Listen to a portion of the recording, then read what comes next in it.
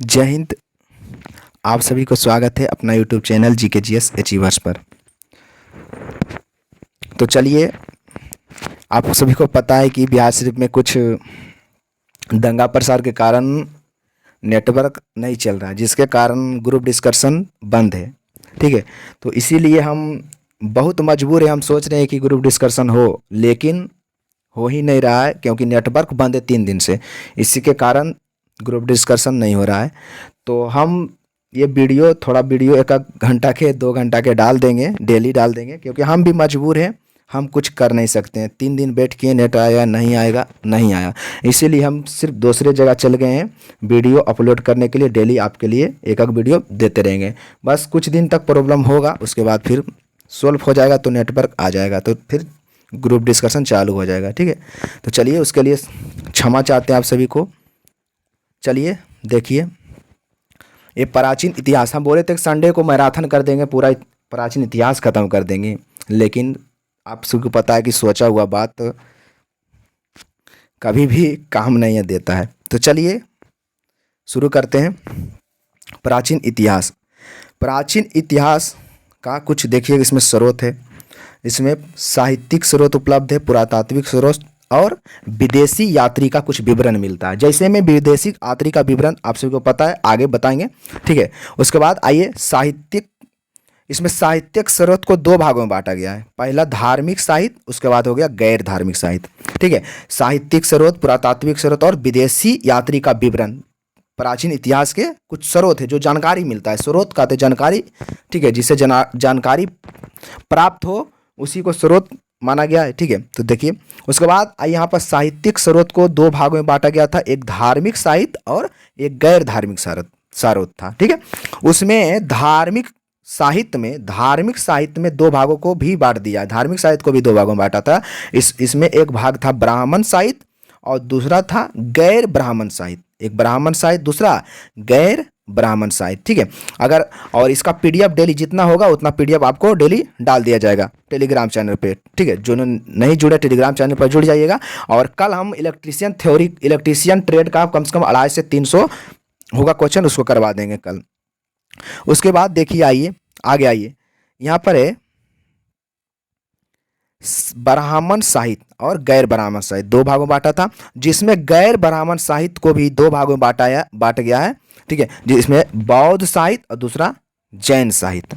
गैर ब्राह्मण साहित्य को 2 भागों में, बौद्ध साहित्य और जैन साहित्य। ठीक है, ये हो गया।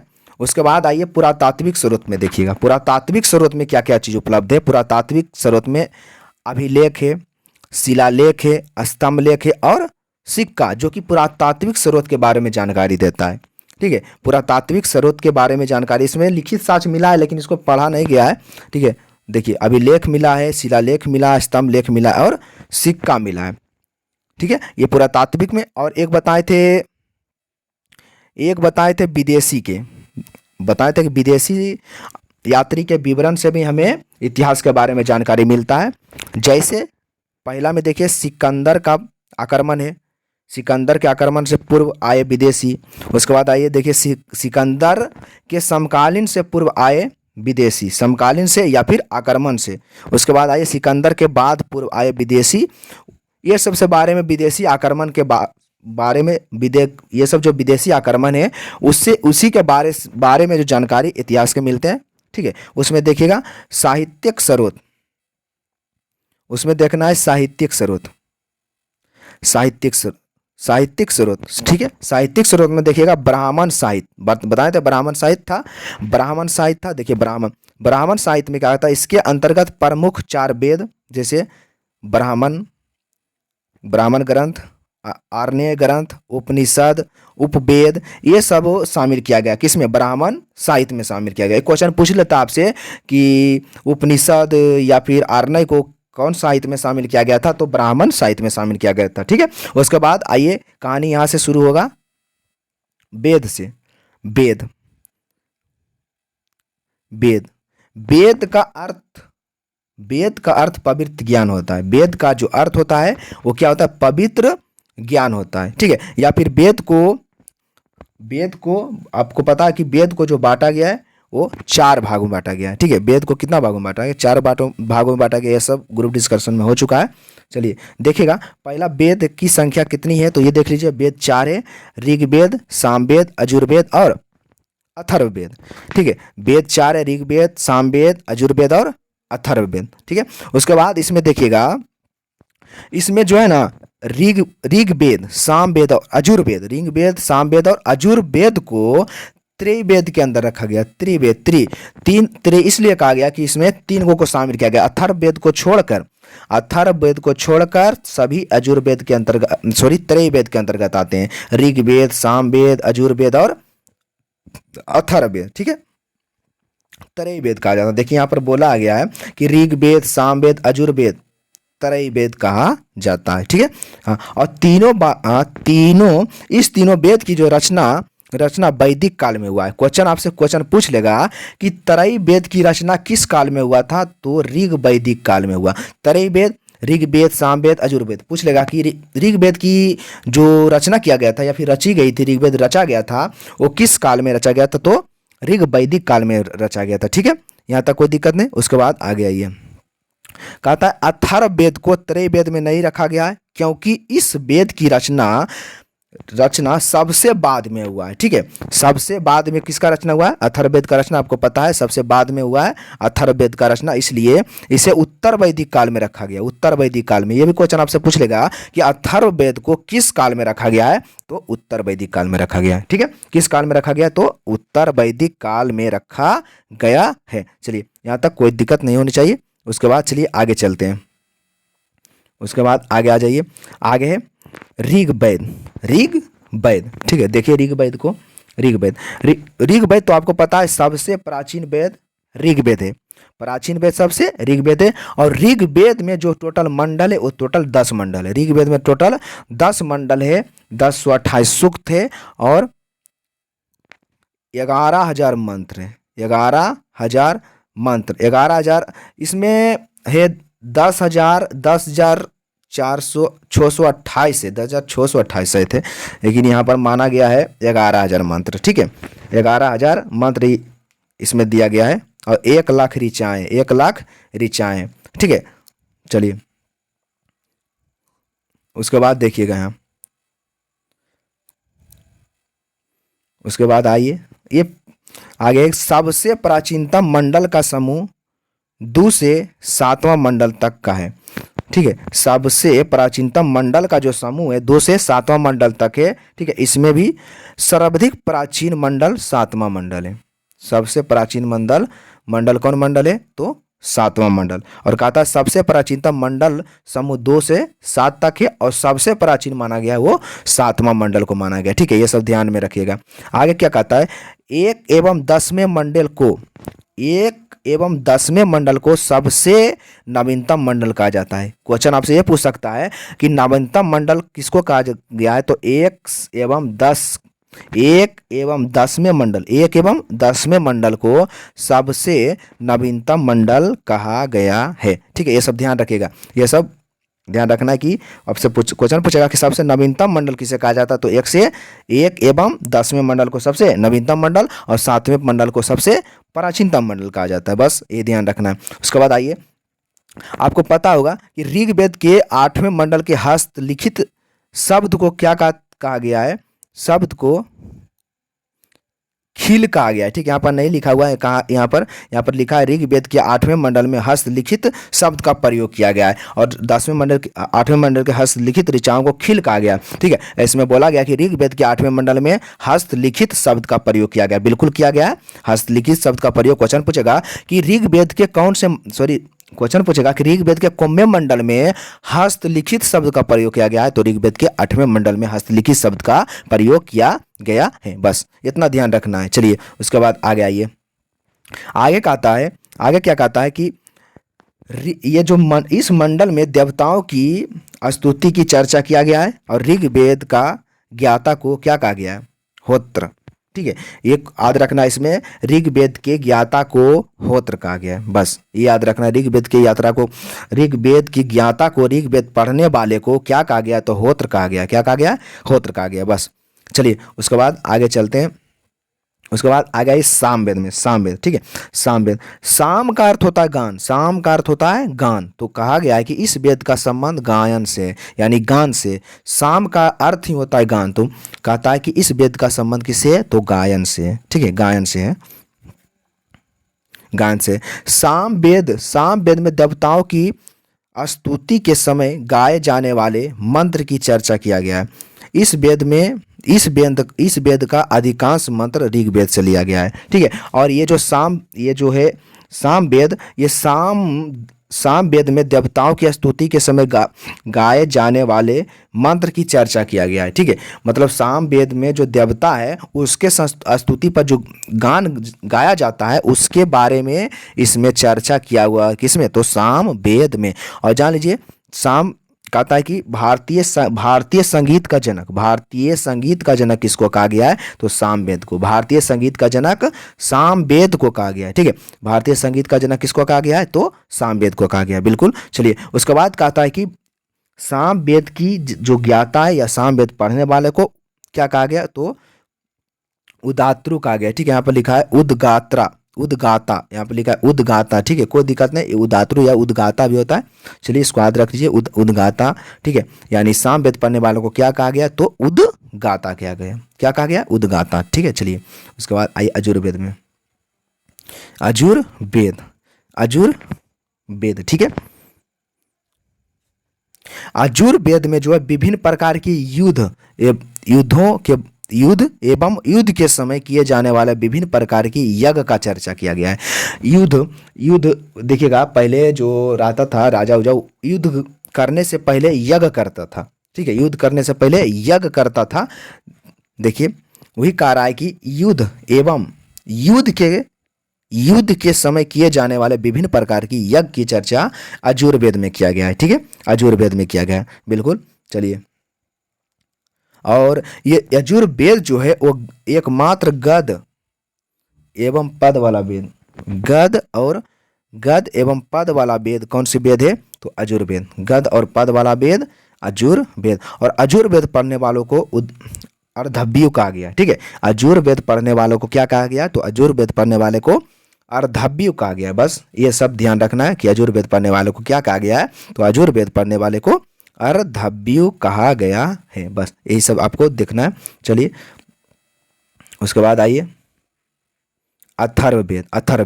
अथर्ववेद जो है ये सबसे नवीनतम वेद है, सबसे नवीनतम वेद अथर्ववेद। सबसे नवीनतम वेद कौन हो जाएगा, तो सबसे नवीनतम वेद अथर्ववेद हो जाएगा। और इस वेद में जो है जादू टोना मंत्र, जादू टोना वाला वेद कहेगा, जादू टोना वाला वेद कौन है, तो अथर्ववेद हो जाएगा, ठीक है। जादू टोना वाला वेद कौन सा है, तो जादू टोना वाला वेद जो है अथर्ववेद ही आता है, ठीक है।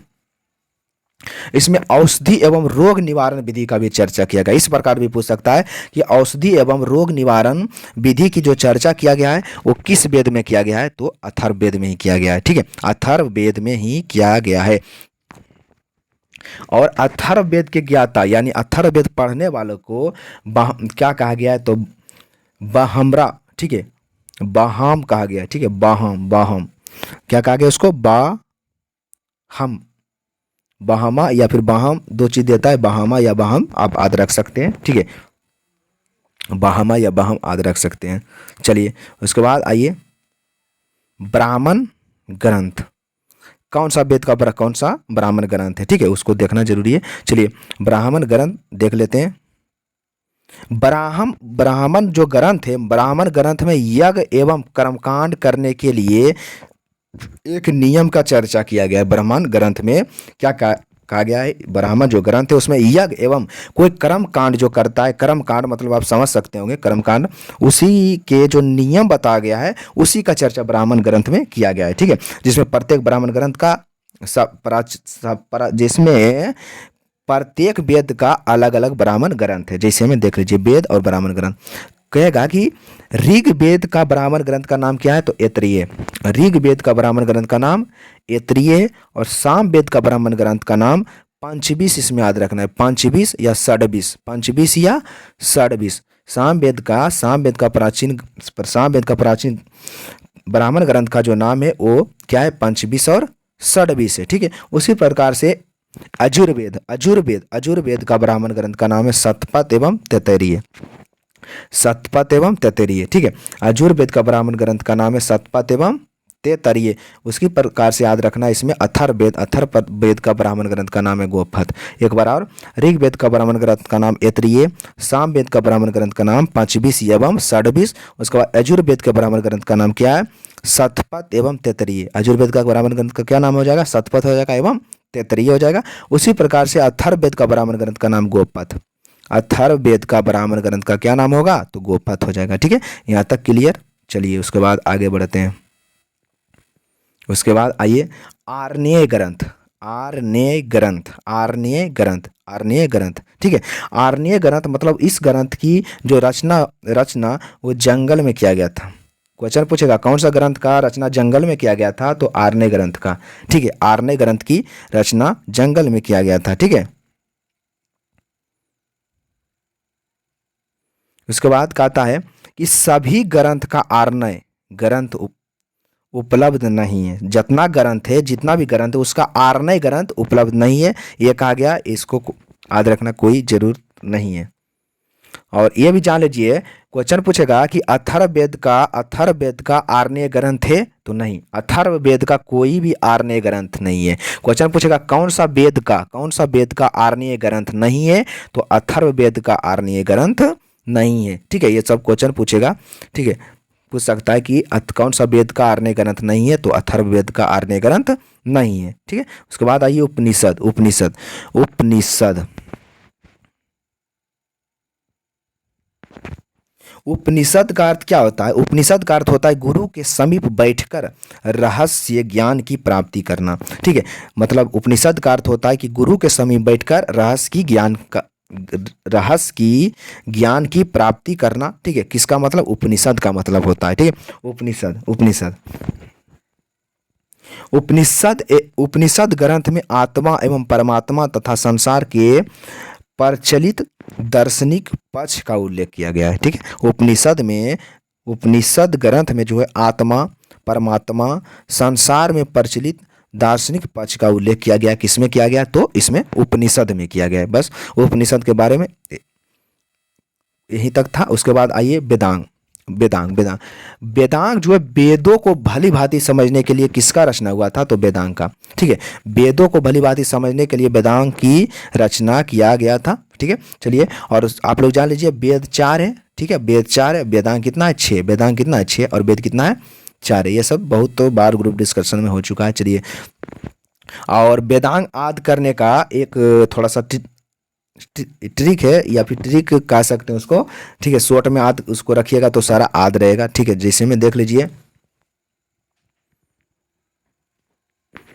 बयाजो निसी कच्छ, बयाजो निसी कच्छ, ठीक है। इतना याद रखना है। आधा ब है तो वो आधा ब से हो जाएगा व्याकरण, और य से आधा बो य से हो जाएगा व्याकरण, जेओ से हो जाएगा क्या चीज़? ज्योतिष हो जाएगा, ठीक है। नी से होगा निरुक्त, और सी से होगा शिक्षा, और को से होगा कल्प, और छ से होगा छंद, ठीक है। छंद तो आप लोग जान लीजिए, देख लीजिए वेदांग की संख्या टोटल कौन कौन है। तो व्याकरण है, ज्योतिष है, निरुक्त है, शिक्षा है, कल्प है और छंद है। ये जो सब क्या है? व्याकरण है। इसकी टोटल ये सब क्या है? तो ये वेदांग है। वेदांग टोटल कितना है? 6। वेदांग कितना है? 6। चलिए आगे चलते हैं।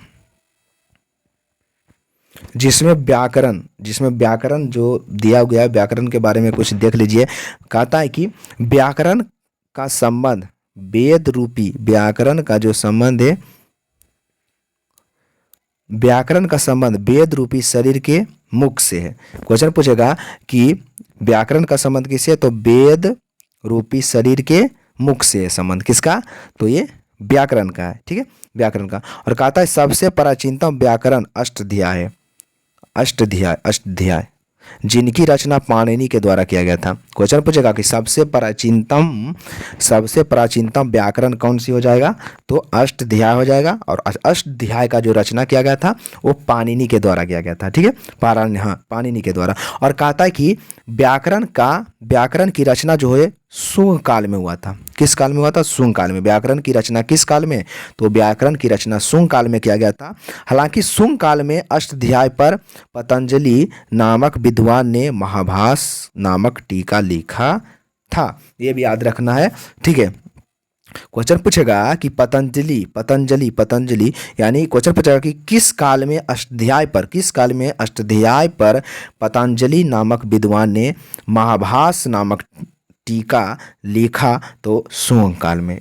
इंपॉर्टेंट क्वेश्चन है, ठीक है। यहाँ से इंपॉर्टेंट सारा क्वेश्चन है, इंपॉर्टेंट क्वेश्चन है कि व्याकरण की रचना किस काल में हुआ था? शुंग काल में। शुंग शुंग शुंग जिसका संस्थापक पुष्यमित्र शुंग था, ठीक है। और कहा गया कि शुंग काल में ही अष्टाध्यायी पर पतंजलि नामक विद्वान ने महाभास नामक टीका लिखा, ठीक है। चलिए उसके बाद आइए आगे। ज्योतिष, ये वेदांग है, ठीक, वेदांग है। चलिए देखिएगा ज्योतिष। ज्योतिष कहता है कि वेद रूपी शरीर का आँख कहा गया है, ठीक है।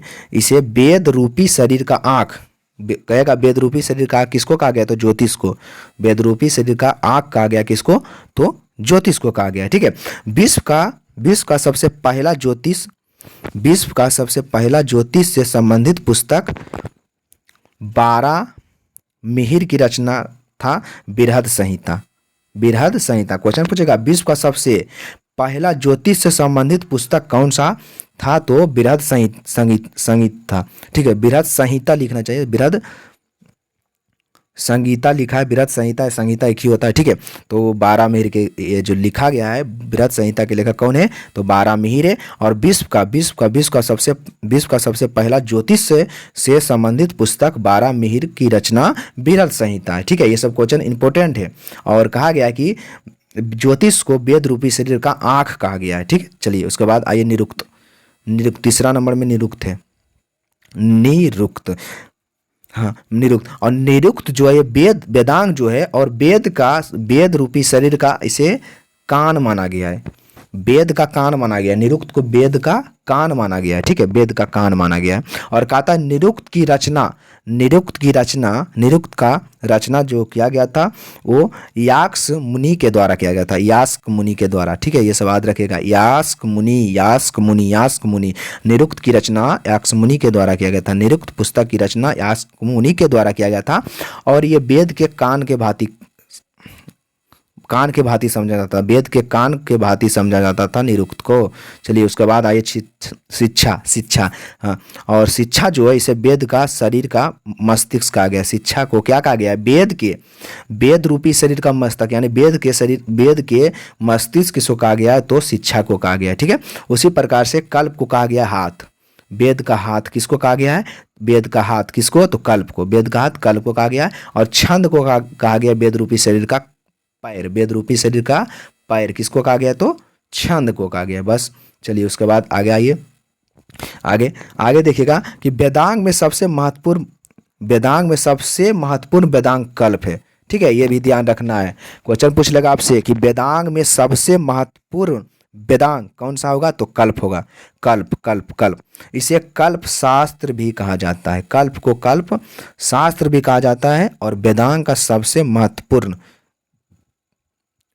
में सबसे महत्वपूर्ण वेदांग तो हो जाएगा कल्प हो जाएगा, ठीक है, कल्प हो जाएगा। ये सब क्वेश्चन इंपॉर्टेंट है। उसके बाद आइए, कहता है कि इस कल्प में विभिन्न विधि विधान का चर्चा किया गया है, जिसमें इसकी संख्या को 4 भागों में बांटा गया है। इसकी कितना शाखा है? तो 4 शाखा है। देख लीजिए किसको? तो कल्प को। कल्प का इसमें 4 शाखा है, देखिएगा। पहला है स्रोत सूत्र। सरोत सूत्र में बड़े बड़े यज्ञ के विधि विधान की चर्चा किया गया है, ठीक है। कल्प की जो 4 शाखाएं हैं उसमें पहला शाखा सरोत सूत्र है, जिसमें कि इस शाखा में बड़े बड़े यज्ञ के विधि विधान का चर्चा, बड़े बड़े विधि विधान की चर्चा किसमें कहा गया? तो स्रोत सूत्र में कहा गया। उसके बाद है धर्म सूत्र में सामाजिक, राजनीतिक, सांस्कृतिक नियम एवं कर्तव्य का चर्चा किया गया है। यह भी आपसे क्वेश्चन पूछ सकता है कि किस सूत्र में सामाजिक, राजनीतिक, सांस्कृतिक नियम एवं कर्तव्य की चर्चा किया गया है? तो धर्म सूत्र में, ठीक है, याद रखना है। धर्म सूत्र में किया गया। किस में किया गया? तो धर्म सूत्र में किया गया, बिल्कुल। चलिए उसके बाद आइए, कहता है कि सर्वप्रथम मनुष्य के कहता है कि सर्वप्रथम मनुष्य के पुरुषपार्थ की चर्चा इसी किताब में किया गया है। सर्वप्रथम मनुष्य के पुरुष पुरुष शास्त्र, ठीक है, पुरुष शास्त्र की चर्चा किसमें किया गया है? तो धर्म सूत्र में। सर्वप्रथम मनुष्य के पुरुषार्थ की चर्चा किसमें किया गया है? तो ये किया गया वो धर्म सूत्र में किया गया है। उसके बाद एक रहता है सुलभ सूत्र। सुलभ सूत्र में क्या कहा गया है? सुलभ सूत्र में कहा गया कि ज्यामितीय विधि से यज्ञ के लिए कुंड के निर्माण की चर्चा। ज्यामितीय विधि से यज्ञ से क्या इसमें कुंड निर्माण की चर्चा किया गया, ठीक है, किसमें? तो सुलभ सूत्र में। कहता है कि इस सूत्र में जो ज्यामितीय विधि से यज्ञ के लिए कुंड के नियम का चर्चा किया गया है, किसमें? तो सुलभ सूत्र में। सुलभ सूत्र में, ठीक है। चलिए उसके बाद आइए चौथा हुआ गिरीश सूत्र। गिरीश सूत्र में इसमें पारिवारिक विषयों में चर्चा मुख्य रूप से किया गया है। बस इसमें पारिवारिक के विषय के बारे में चर्चा मिलती है, किसमें? तो गिरीश सूत्र में। समझ गए हो? गिरीश सूत्र से पता चल गया होगा। उसके बाद आइए, उसके बाद यहाँ महाकाव्य है। हाँ, लेकिन इसमें क्वेश्चन पूछेगा कि भारतीय विधि कानून की चर्चा पहली बार किसमें किया गया? तो गिरीश सूत्र में।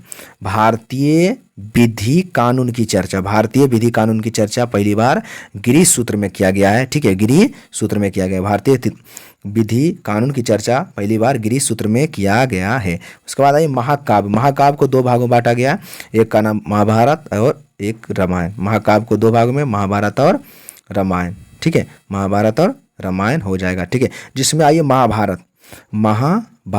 ठीक है। आपको पता होगा कि महाभारत के जो संकलन करता है, महाभारत की रचयिता कौन है? महर्षि वेद व्यास। महाभारत के कौन हो जाएंगे? महाभारत के कौन होंगे? महर्षि वेद व्यास हो जाएंगे महाभारत के, ठीक है। उसके बाद आगे चलते हैं। आगे महाभारत में प्रारंभिक रूप में मात्र 24,000 श्लोक हैं, ठीक है। क्वेश्चन पूछेगा कि महाभारत में प्रारंभिक रूप में कितना श्लोक थे? तो 24,000 श्लोक थे, 24,000, ठीक है। महाभारत में जो है प्रारंभिक रूप में कुल कितना श्लोक थे? तो 24,000 श्लोक, मात्र 24,000 श्लोक थे, ठीक है। चलिए, और उस समय में उसे जय संहिता के नाम से जाना जाता था। महाभारत को पता होगा कि महाभारत को जय संहिता कहा जाता। किस समय? जिस समय उसमें 24,000 श्लोक थे और उस समय उसे जय संहिता कहा जाता था। क्वेश्चन पूछता है जय संहिता किसको कहा जाता था? तो महाभारत को कहा जाता था। उस समय कितना श्लोक था उसमें? तो 24,000 श्लोक थे, ठीक है। हाँ, और इसका संकलन करता महर्षि वेद व्यास है। चलिए उसके बाद आगे चलते हैं। हाँ, और कहता है वर्तमान में महाभारत में 1,00,000 श्लोक है। महाभारत में टोटल वर्तमान में कुल कितना श्लोक है? तो 1,00,000 श्लोक है, बस। चलिए उसके बाद आइए महाभारत 18 वर्ष में बांटा गया, 18 वर्ग यहाँ पर लिखना होगा, यानी भाग 18 भाग में बांटा गया है, जिसमें सबसे बड़ा पर्व भीष्म पर्व है। या भाग या पर्व बोल सकते हैं। महाभारत 18 पर्व या फिर भाग में बांटा गया, जिसमें सबसे बड़ा पर्व भीष्म पर्व है। कौन सा होगा? भीष्म पर्व होगा, ठीक है, जिसे कृष्ण एवं अर्जुन के बीच हुआ वार्तालाप की चर्चा किया गया है, ठीक है, उसी के बारे में चर्चा किया गया है। इसे गीत के नाम से भी जाना जाता है। चलिए, इसमें और कुछ नहीं था देखने का। रामायण आइए, रामायण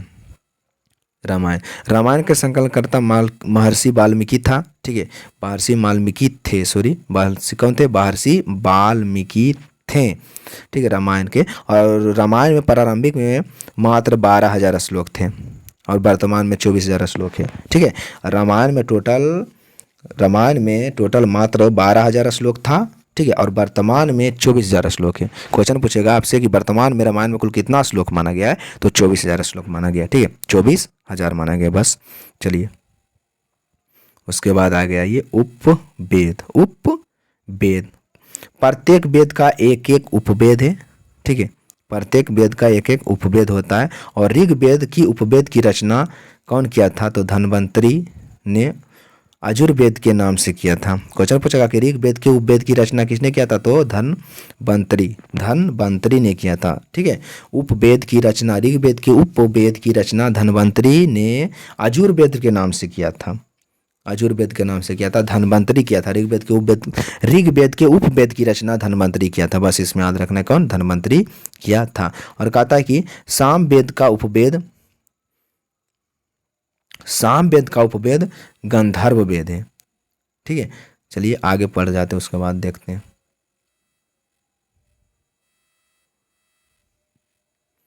आगे क्या कहता है, सामवेद का उपवेद गंधर्व वेद है। सामवेद का जो उपवेद है वो कौन है, तो गंधर्व वेद है, जिसकी रचना भरत मुनि के द्वारा हुआ था।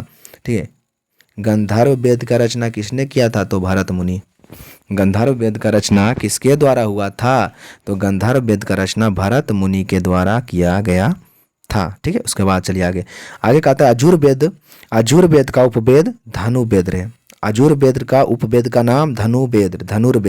आयुर्वेद का उपनाम धनुर्वेद है और इसका रचना विश्वामित्र के द्वारा हुआ था। ठीक है, आयुर्वेद के उपवेद धनुर्वेद का रचना विश्वामित्र। क्वेश्चन पूछेगा कि धनुर्वेद का रचना किसने किया था, तो विश्वामित्र के द्वारा किया गया था। धनुर्वेद का रचना किसके द्वारा, तो विश्वामित्र के द्वारा किया गया था। ठीक है, चलिए उसके बाद आइए अथर्ववेद का उपवेद का नाम है शिल्पवेद। अथर्ववेद का उपनाम शिल्पवेद है और शिल्पवेद का रचना विश्वकर्मा किया था। विश्वकर्मा ने किया था। ठीक है, शिल्पवेद का रचना किसने किया था, तो विश्वकर्मा ने किया था।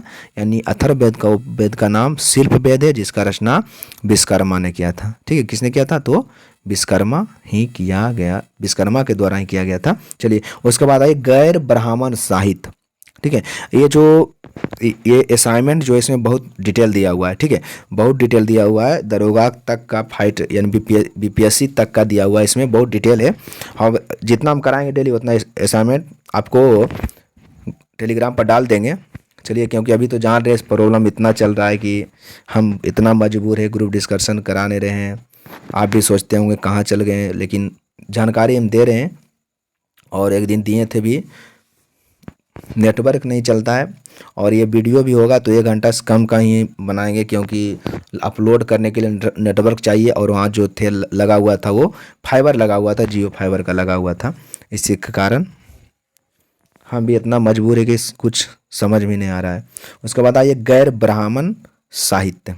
गैर ब्राह्मण साहित्य में देखिएगा बौद्ध साहित्य। चलिए, बौद्ध साहित्य जो है, इस साहित्य में सबसे महत्वपूर्ण त्रिपिटक का नाम आता है। ठीक है, बौद्ध साहित्य में सबसे महत्वपूर्ण जो आता है त्रिपिटक का नाम आता है। ठीक है, और इसका जो रचना हुआ था वो पाली भाषा में विभिन्न वेद सम्मेलन में किया गया था। ठीक है, विभिन्न प्रकार के जो बौद्ध सम्मेलन हुआ था उसी में इसका रचना किया गया था। ठीक है, वो किस भाषा में किया गया था, तो पाली भाषा में। बौद्ध साहित्य की रचना जो हुआ था वो पाली भाषा में हुआ था। ठीक है, बौद्ध और किस में हुआ था, जो जितना विभिन्न प्रकार का जो बौद्ध सम्मेलन किया गया था 4 गो। ठीक है, उसी में इसका रचना किया गया था। चलिए देखिए, यहाँ पर VVI मारा हुआ है। कहा था कि अधिकांश बौद्ध साहित्य पाली भाषा में लिखी गई है।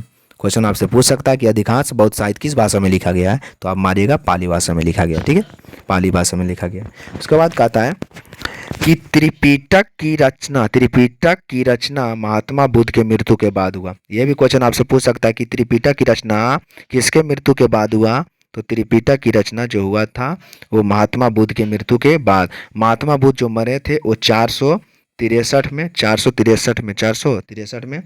ठीक है, 463 में मरे थे महात्मा बुद्ध, और जन्मे थे 563 में। 563 में जन्म हुआ था, 483 में मरे थे। हाँ, चलिए वहाँ पर देख लीजिए, प्रमुख बौद्ध सम्मेलन है। ठीक है, बौद्ध सम्मेलन। उसके बाद आइए देखिए, जिसमें पहला बौद्ध सम्मेलन जो हुआ था वो राजगीर में। ठीक है, राजगीर में किया गया था। दूसरा वैशाली में, तीसरा पाटलिपुत्रा, चौथा ये जम्मू कश्मीर कुंडल वन में हुआ था, जम्मू कश्मीर कुंडल वन में हुआ था। ठीक है, पहला, जिसमें पहला का जो शासनकाल था वो अजात शत्रु के शासनकाल था। अध्यक्ष उस समय थे महाकश्यप। ठीक है, महाकश्यप अजात शत्रु थे। और दूसरा हुआ था वैशाली में, और उसका शासनकाल, किसका शासनकाल था? काला अशोक का शासनकाल था।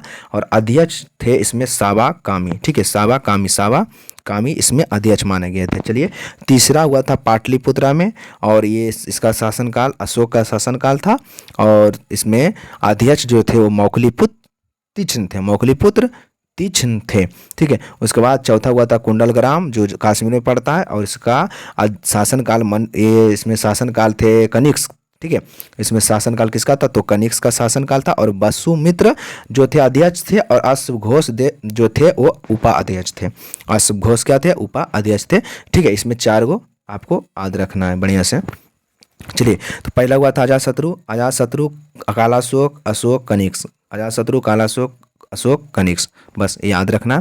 और इसमें आप जगह याद रखिएगा, पहला राजगीर में, दूसरा वैशाली में, तीसरा पाटलिपुत्रा में, चौथा कश्मीर में हुआ था। ठीक है, और अध्यक्ष इसमें रखेगा पहला कि जो पहले अध्यक्ष थे वो महाकश्यप थे, दूसरा सावाकामी थे, तीसरा मौखलीपुत्र थे, और चौथा का वसुमित्र अध्यक्ष, और उपाध्यक्ष का नाम अश्वघोष था। ठीक है, चलिए उसके बाद आइए, कहता है कि सूत्र पिटक की रचना, सूत्र पिटक की जो रचना किया गया था, सूत्र पिटक की रचना महात्मा बुद्ध के सबसे प्रिय शिष्य का नाम था आनंद, उसी के द्वारा किया गया था। ठीक है, सूत्र पिटक की रचना किसके द्वारा किया गया था? तो आनंद के द्वारा किया गया था, जो महात्मा बुद्ध के सबसे प्रिय शिष्य थे। कौन थे? आनंद, उन्हीं के द्वारा सूत्र पिटक की रचना किया गया था। देखिए, इसमें बहुत डिटेल दिया हुआ है, इतना डिटेल की बोरिंग लगेगा आपको। ठीक है, लेकिन बहुत इसमें पढ़ लीजिएगा, 1 से 2 बार वीडियो देख लीजिएगा तो आपको ध्यान आ जाएगा। ठीक है, इसमें बहुत डिटेल दिया हुआ है। चलिए, उसके बाद आनंद के द्वारा सूत्र पिटक की रचना किया गया था, क्योंकि महात्मा बुद्ध के कौन थे? वो लोकप्रिय शिष्य थे। ठीक है, चलिए आगे चलते हैं। कहता है इस पुस्तक यानी सूत्र पिटक में, कहता है कि इस पुस्तक में यानी सूत्र पिटक में महात्मा बुद्ध के द्वारा दिए गए धार्मिक उपदेश की चर्चा किया गया है। ठीक है, क्वेश्चन पूछेगा कि महात्मा बुद्ध के धार्मिक उपदेश की चर्चा किसमें किया गया है? तो सूत्र पिटक में। महात्मा बुद्ध के धार्मिक उपदेश की चर्चा किसमें किया गया है? तो वो किया गया है, वो सूत्र पिटक में किया गया है। किसमें? तो सूत्र पिटक में किया गया है। ठीक है, चलिए उसके बाद आ गया ये विनय पिटक।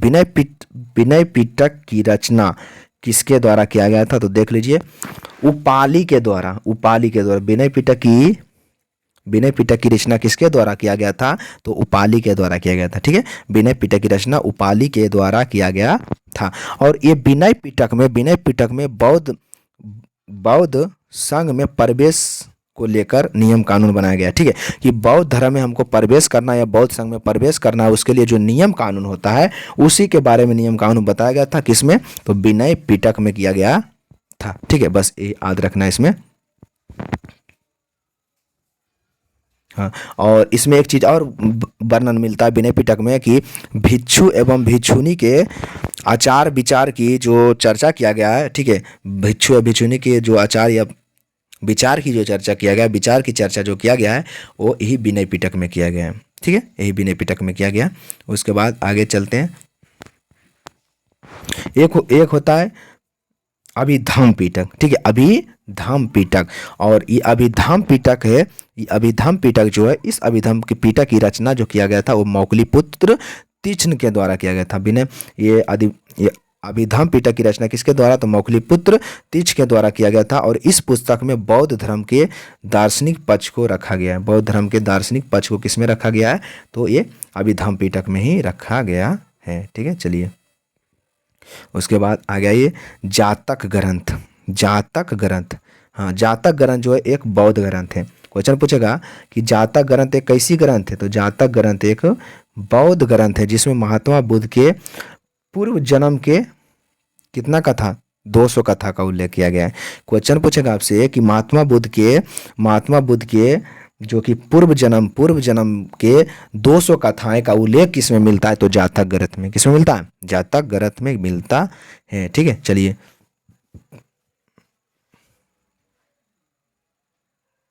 उसके बाद आइए,